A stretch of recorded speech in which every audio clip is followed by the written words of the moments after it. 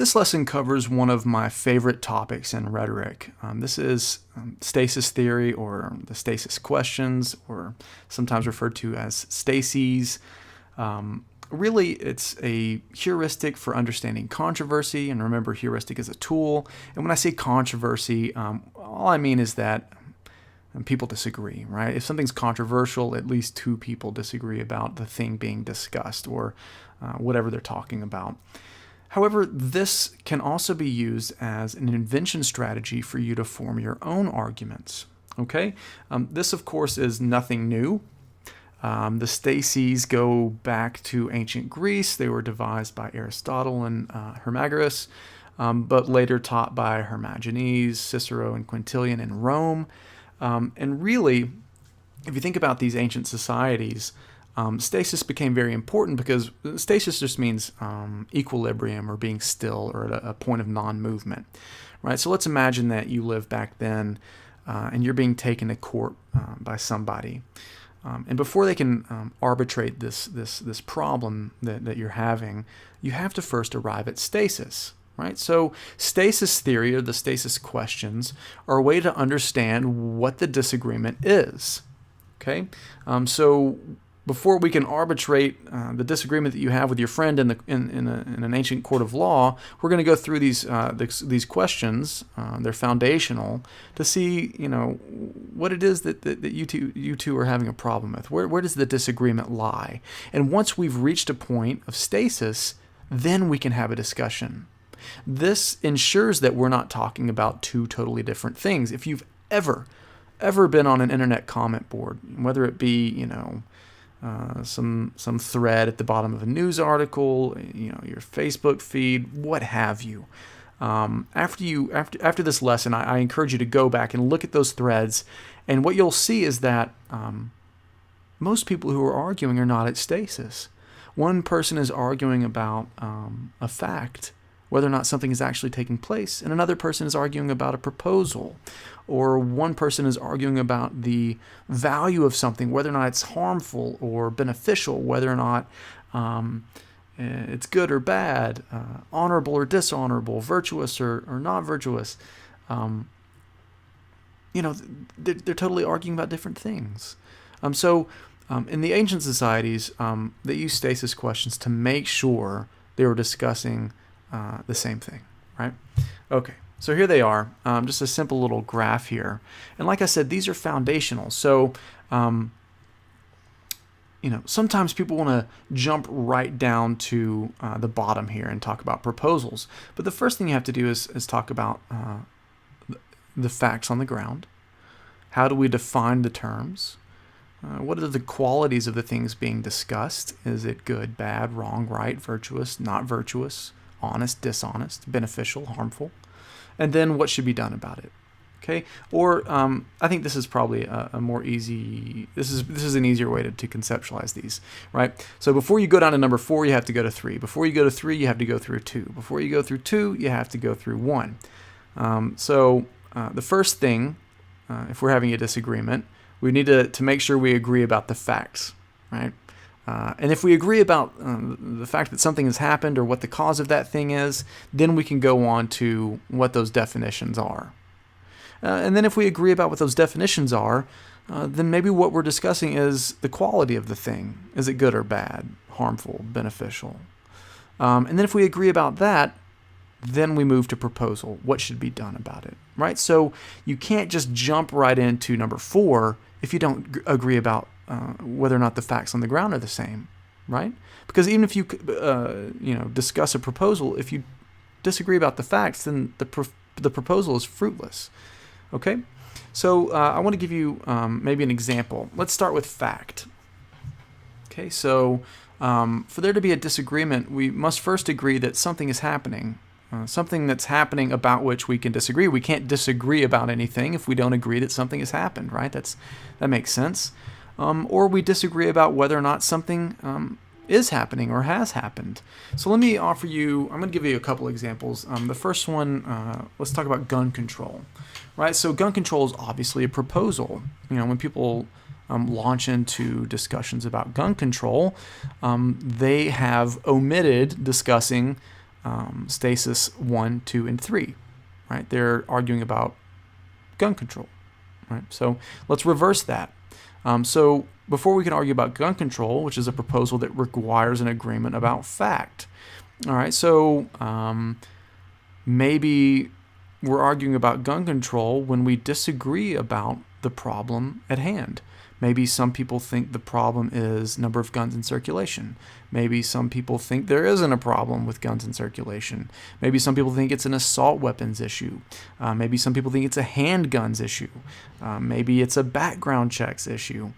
Maybe it's a mass shooting issue. Maybe it's a crime issue, right? So there are a number of different facts that we're just glossing over and going straight to gun control, right? So first we'd have to discuss what the problem is before we can get to the solution. Otherwise, the solution might not attend to the problem at all. So here's some questions that can help you discover what the argument of fact might be. Okay, so did something happen? Do we agree about the something that happened? What are the facts surrounding that thing? Is there a problem or an issue? How did it begin? What are its causes? What does it stem from? What changed to create this problem? Was there a moment where things were fine and then something happened and now we have a new problem? Can it even be changed? Is this something that's worth our time? So maybe we look into precedents of the past to see whether or not this is something we should even be discussing. And then it may also be useful to ask critical questions of your own research and conclusions. So where did you get the data? Right? Are these sources reliable? Do we agree about the means by which the facts were determined? That's something that people, I think, maybe need to do a little bit more of. You know, how did we get to these numbers? How did we get these statistics? What were the methods used? Were these methods reliable? Who conducted this study? How do we know they're reliable? Right? So all of these are questions of fact. So let's take another example. Let's use climate change. Okay, so, and I think this is the example I'll probably use throughout this lesson. So here are a series of 5 questions. And I'm using climate change because I think it's a really relevant example about how we've moved, maybe as a world community, maybe as just a nation, through this issue. Right? So, of course, people still agree about stasis question number 1. Did something happen? Is something happening? What are the facts? Okay? So let's think about climate change. Did something happen? This was a disagreement in the 90s where people were saying, look, it's not really happening. There's not enough evidence. Climate change isn't happening. Now, even the most skeptical people will say, well, look, yeah, things are definitely getting warmer. We have that on record. They just disagree about its cause. Okay, so cause, how did it begin and what are its causes? Maybe that's the point of disagreement. So right now, a lot of people, I think the vast majority of the scientific community, somewhere around 96, 97%, say that, hey, look, there are a number of causes, but the main problem is human activity, right? The way that we use fossil fuels and carbons. Okay, so we could discuss how those facts were obtained. Ice core drilling, or is it climate modeling based on a computer program? Is there a problem or an issue with the way that those facts were obtained? What changed to create this problem, right? Was it the advent of the personal vehicle, the industrialization of other nations like China and India? So these are all things that we first have to come to agreement about before we can move to the second, before we can go to the next stasis question. Okay, so the next stasis question, so let's say we agree about fact. The next one we need to talk about then would be definition. And definition is, I'll be honest, this is kind of nerdy, but definition is one of my favorite stasis questions because when we really talk about definitions, we can get to the heart. We can get to the heart of the power of language, right? And this is, if you follow the Supreme Court, if you want to be a lawyer, you know how important definitions are. So, for example, if we're talking about gun control, and you look at the Second Amendment, the right to bear arms. Well, what does an arm mean? Is it a weapon of any kind? Do we take it to mean what it meant when it was written, in like 1783?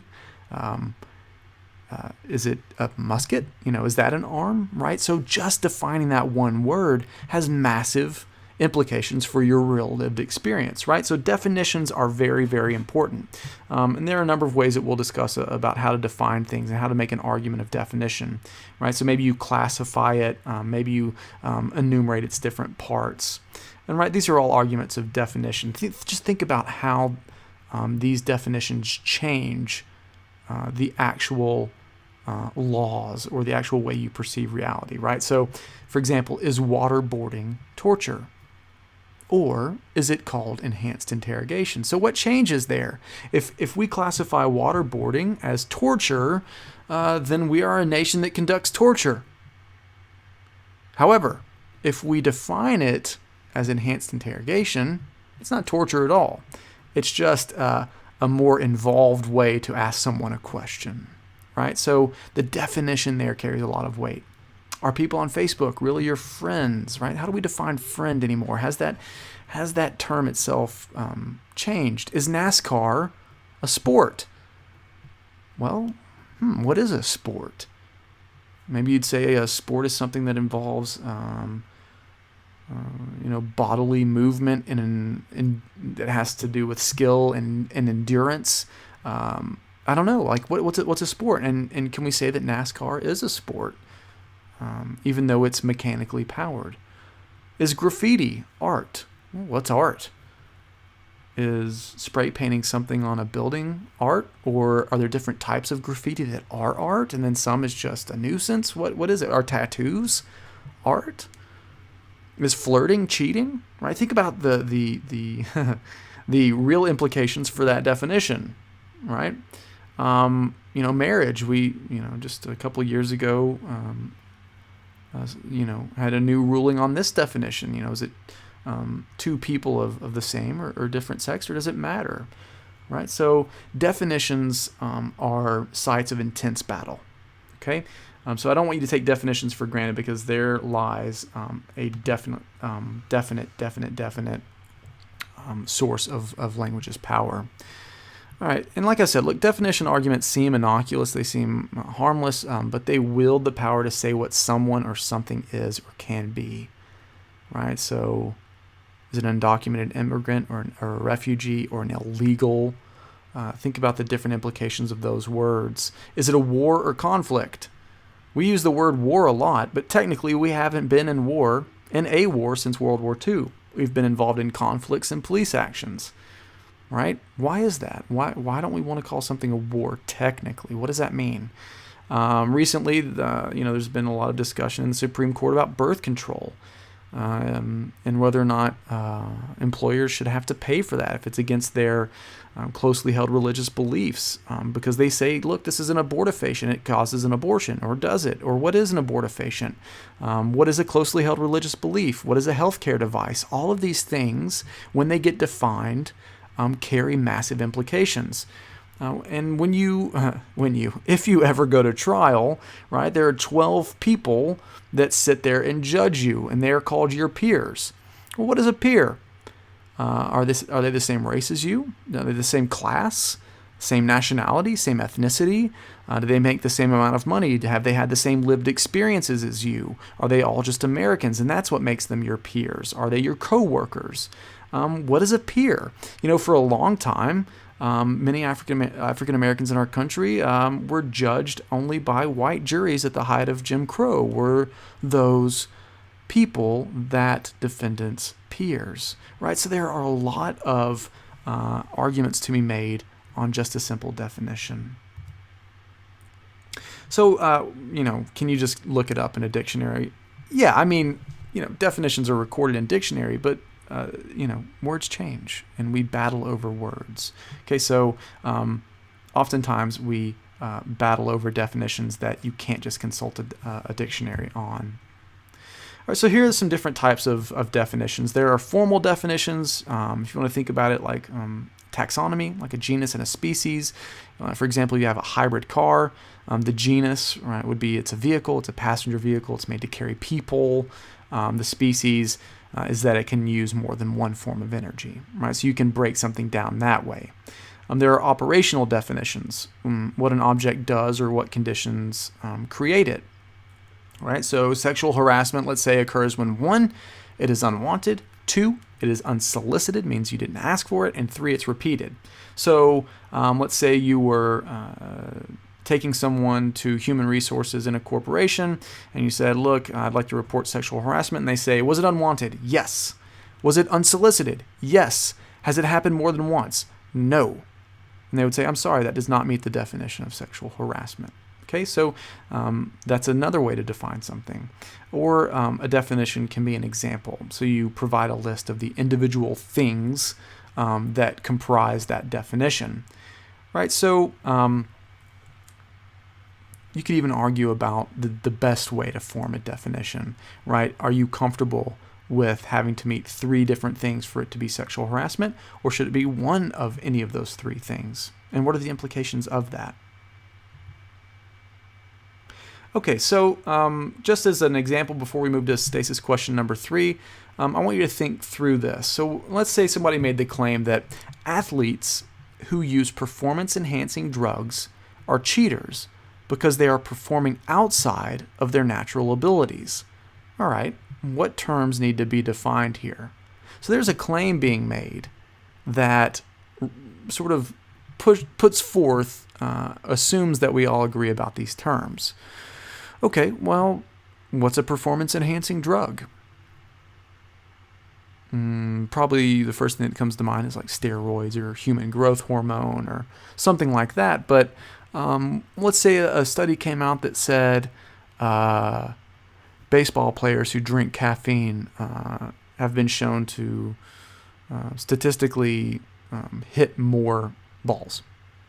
Is that a performance-enhancing drug? And caffeine's a drug. It's technically enhancing their performance. Should we ban caffeine? Creatine. Creatine is a naturally occurring substance in the human body. It helps you store water in your muscles so they can repair more quickly. If you're an athlete and you take it, your body recovers. You can build muscle more quickly. Is that a performance-enhancing drug? Is it performance-enhancing because it's not natural? Or is it natural, it's produced naturally, you're just taking it in an unnatural way? What is a performance-enhancing drug? Who gets to say, and how do they come to that decision? Okay. What is a cheater? Is it someone who repeats, does it once? Someone who knew what they were doing? Is it someone who didn't know what they were doing? Is it someone who trusted a doctor to prescribe something, but they didn't know that it was a steroid? Are they cheaters technically? What's a natural ability? What is a natural ability? Is it your ability to do something without any sort of outside substance? What if I have a healthier diet than you do? Are we both living up to our natural abilities? I don't know.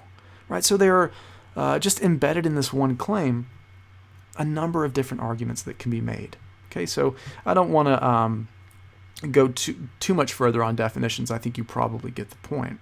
So let's move on then to the third stasis. This one is really, really fascinating because I think this is where most of the philosophers go. This is where most of us like to have these deep ethical and moral discussions about something. And many have claimed actually that you can't have a discussion without discussing quality. Right? So for example, I was just discussing the definition of a natural ability. Inside of that definition, I'm making a quality assertion, right? About what is good or bad or beneficial or harmful about natural ability with a performance-enhancing drug.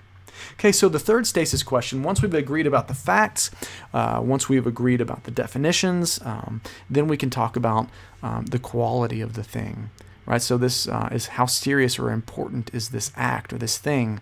Where on the continuum of good or bad is it? Right, so maybe it's not all the way to this perfect good thing, or maybe it's not evil. Maybe it's somewhere in between those. Is this thing right or wrong? How so? According to law, according to some universal standard of moral code and action, according to a company's code of ethics, according to what is it right or wrong? So is it honorable or dishonorable? How so? Whom does it affect? And is it good or bad because it only affects a few people and spares the majority of people? Or is that wrong to consider it that way? What happens if we don't act, right? What happens if we continue, to ignore climate change? You hear that argument a lot. That's a bad thing to do. Whether or not you agree about the man-made causes, not doing anything is reprehensible. What is the cost of solving the issue, right? Is that a financial cost? For example, is allowing Syrian refugees in too costly? So what are we talking about when we say cost? Are we talking about how much it'll cost the tax base to support them? Is it about risk? Is it about none of those things? Is it not costly? Is it beneficial because we're doing, maybe you're making an argument of being the morally right thing to do, right? So there are all sorts of quality arguments to be had. So let's look at climate change again. So let's say you're in a discussion, you're focusing on climate change, you agree about the facts that it's happening, maybe you even agree about the fact that it's man-made, you agree on the definitions, okay? So maybe you're in a discussion, you're talking about whom it affects. So you're talking about mostly it affecting poor countries and low-lying areas. But your adversary says, look, this isn't a bad thing, right? The quality of this thing isn't bad. It only affects poor countries. We're a wealthy country. We can deal with it. We have the resources to deal with it. We shouldn't worry about it so much, right? There are a few places, Miami, they're a low-lying area, but they'll recover. They'll be okay. In fact, this is a big market opportunity. All of these places that are encountering this disaster are going to need companies to come in and help clean up, right? This is a good thing. We'll have cheaper shipping because all of the ice in Canada is going to melt, right? Well, it'll be cheaper to get goods back and forth, So maybe you agree about the facts and the definitions, but when you get to this, question of quality, you could very well come up against somebody that says, yeah, look, it's happening. We're doing it, but I see a real opportunity here. So maybe you're talking about the nature of taking action and its qualities. So what is the cost of solving this issue? So maybe you're in this discussion, you're saying, well, yeah, I agree that we should do something, but what does that look like? Are you really telling me that we need to act to get rid of personal vehicles? Is that possible? Can you? I mean, what kind of economic damage are we talking about here? Can you legally take someone's vehicle away? Can you force more economic fuel standards? Maybe somebody's talking about economic restructuring. A lot of people are saying, look, capitalism is kind of the problem here, right? So endless growth, material extraction, we can't go on this way. Maybe then the discussion is about the pros and cons of economic restructuring, right? So you can agree about the facts, you can agree about the definitions, but when you get to this quality issue, and you talk about taking action, you're talking about the costs of that. There are a lot of discussions to be had. And of course, look, I'm not coming down one way or the other on this. That's not my place. I just simply think this is a useful example. Okay, let's get to our fourth stasis question. All right, so the fourth stasis question is about essentially proposals. It's about policy. It's about how to act, what to do about a problem. So you agree on the facts, you agree on the definitions, you agree on the quality of the thing. Now it's about implementing something that should solve the problem. So what should we do? Who should be involved in doing it? What steps are productive? What steps are counterproductive? What can we look into the past and learn from? What have been the downfalls of past policies? How do we not repeat those mistakes, or how do we replicate what they did there? All right, so this is the last slide here, and again, we'll continue with climate change. So maybe somebody's proposing that we subsidize renewable energy to facilitate a market creation of incentives, right? So I think you see this a lot in the solar panel industry. The state or federal government will say, look, we'll subsidize or we'll help pay for your solar panels, or we'll help pay for your renewable energy business because look, it's too costly to start that on your own. But once you create a critical mass, more people will do it, and then we can transition away from fossil fuels. Is that the right policy? Is that the right thing to do? Is it effective enough? Is it quick enough? Is that just a patch? Is it a Band-Aid? Will that do enough to offset the number of vehicles on the road? Okay. Maybe somebody says we should raise awareness through education. Okay, well, maybe we should educate people about climate change, but does that change their behaviors? Is that something that's even possible in such a gridlocked political system where so many politicians don't believe in it, or maybe even have lobbyists or corporate interests or investment interests that depend on the fossil fuel industry? Is that really going to be something that does anything? Maybe you should mandate that you raise fuel efficiency standards. So maybe the big truck that you just bought, it has to meet 25 miles per gallon by the year 2020, or you can't make a vehicle. Is that going to do enough, or is that even the right thing to do? So maybe you say that you should reduce consumption of cheap, environmentally harmful and disposable goods. Well, how do you reduce the consumption? Do you change the values of the American consumer? Do we need to have less packaging? Do we need people to buy in bulk? Do we need to get rid of plastics? Do we need to recycle more? What does that look like? How do you do that? Do you mandate that? Do you make a law? Do you legislate packaging? Or do you control the types of things that are being produced, right? That's going to raise a number of issues with a number of people about economic policy. Okay, and then maybe somebody says, look, we don't do anything. It's too late. We're doomed. We're all going to die. Hopefully that's not the case. Okay, so these are the stasis questions. I want to pull back real briefly and talk about how you can use this. For your own personal essays, for your arguments in the future, it's helpful to know what it is that you're arguing. It's helpful to know the bases that you have to cover before you can make a proposal. When you're reading other people's arguments, it's helpful to know if they're arguing for a certain proposal, or are they arguing about the definition of something and then talking about the implications of defining something differently. Right, so it's both a way to interpret arguments, to better understand the controversies involved, and it's also, I think, an invention technique that you can use to generate ideas or to form your own arguments. Okay, we'll work on these more in the class, and as always, if you have questions, please get in contact with